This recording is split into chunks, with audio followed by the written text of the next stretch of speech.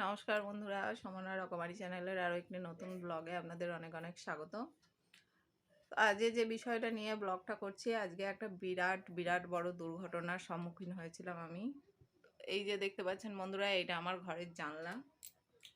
আর আপনাদেরকে দেখাই, ঠিক জানলাটা খুলেই একটা ইলেকট্রিকের পোল আছে, দেখাচ্ছি আপনাদেরকে।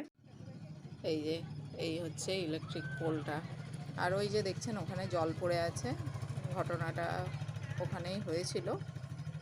তো সেটা আমি শ্যুট করেছি, কি ঘটনা হয়েছিল সেটা দেখাবো। তো তার আগে আমি বলে নিই বক্তব্যটা। ঘটনাটা বললে পরে আপনাদের বুঝতে সুবিধা হবে।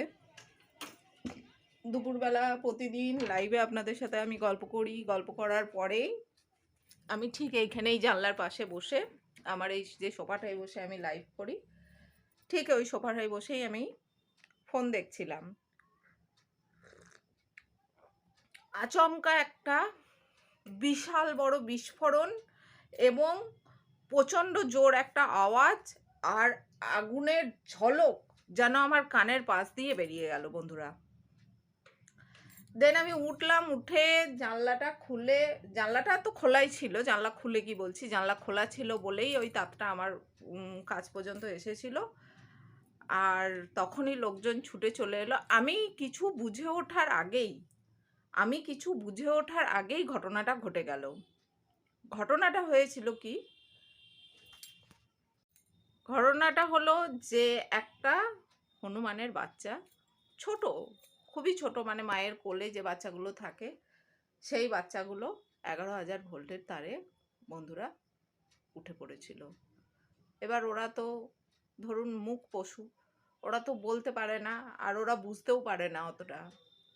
কিন্তু সেই পড়ার সাথে সাথে সে স্পট ডেড নয়, কিছুক্ষণ পরেই তার মৃত্যুটা হয়েছে। ঘটনাতে বিস্তারিত আপনাদেরকে দেখানো আছে, ভিডিও দেখলে আপনারা বুঝতে পারবেন।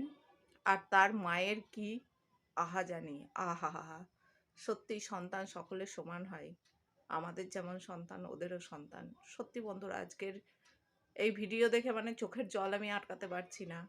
বাচ্চাটা মারা গেল চোখের সামনে। আমাদের সামনে বাড়ির দিদি গরম দুধ এনে দিলেন, ওকে খাওয়ালেন, কিন্তু বাঁচল না এই কারণেই একদম তার যে অঙ্গ, প্রধান অঙ্গ হয়, সেইটাই পুড়ে গিয়েছিল।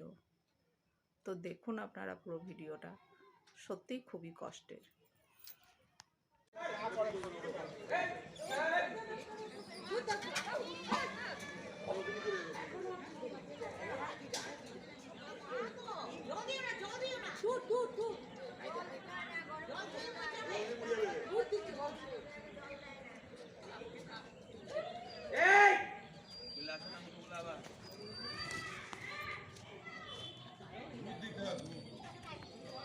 দুধই দেওয়া হচ্ছে।